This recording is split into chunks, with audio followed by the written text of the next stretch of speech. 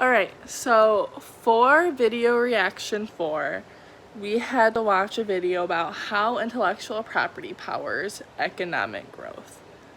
And I'm pretty sure that he said that his occupation was an intellectual property lawyer. So, yeah, he was an intellectual property lawyer. And he talks about discussing the region's opportunities and potentials for economic growth through the pursuit and commercialization of intellectual property. Intellectual property is the fuel that powers economic growth and prosperity, and he also explains how the key to a region's success is its ability to develop, harness, protect, and commercialize its cumulative and collaborative imagination and innovation. His law practice involves litigation of patents, copyrights, and trademark matters through the country. And I did some research on him because I found what he said to be fairly interesting, but I also didn't understand it at the same time. And he served in intellectual property law disputes for the American Arbitration Association,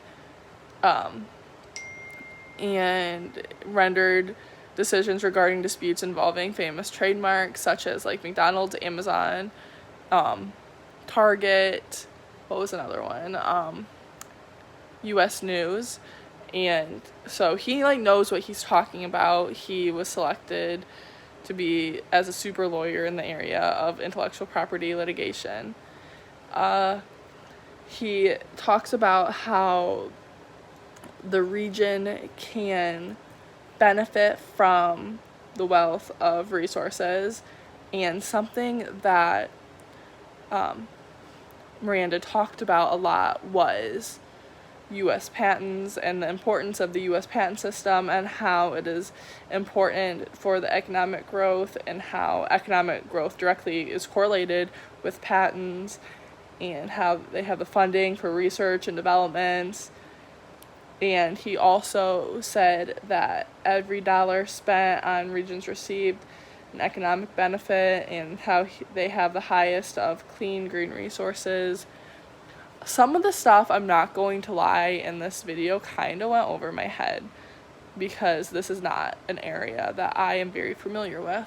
So I decided to research patents since that is such a big thing that he talked about, and I learned that a patent, I already knew that a patent was a grant of protection for an invention and that it had a term of 14 to 20 years, and the owner of a patent or owning a patent gives you the right to stop someone else from making it or selling or using your invention without your permission.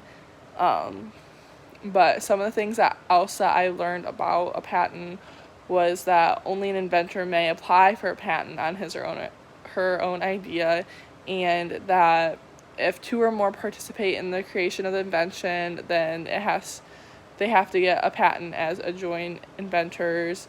A person applying for a patent on an idea he or she did not directly invent is a criminal penalty, and invalidation of the patent which was issued, and a person making only financial contributions to the invention cannot be named as a joint inventor. I also learned that there were several different types of patents. There's design patents, which provide protection to ornamental design of your invention. There's a utility patent, which protects the function or the method of your invention. And you have to pass 4 tests to receive the utility patent, which is a statutory class test, making sure it's reasonably can be classified as a process, machine, or manufacture composition. The utility test, which is your invention is completely useful. the novelty test, which is your invention has a feature that sets it apart from previous inventions and is unknown to the public, and the unobviousness test, which is your invention's novelty must not be obvious to someone who has an ordinary skill in the area of your invention. And then I also learned that if you are trying to determine if your idea has been patented, you can perform searches, and you can in the patent search, and you can learn if it has been invented or if it hasn't been invented yet. And you just have to go to the patent and trademark library. So I wouldn't have thought to look up all this stuff and learn about patents if it wasn't for this video. And it is kind of important because I am in business and I plan on going into opening up my own business. And if I were to create a product that I solely made by myself or I came up with, maybe it would be a good idea to patent the product to make it my own. But even though this video was a little confusing for me, I feel as though a lot was learned from it. And in the video, the speaker, David Miranda, brought up a lot of facts, and he brought up a lot of information and stats about how the intellectual property power grows the economy and all the economic growth that comes from this.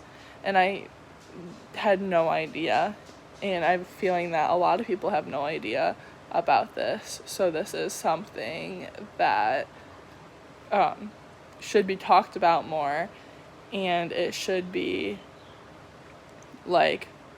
more people, especially in the business field, should know about it, and how it is the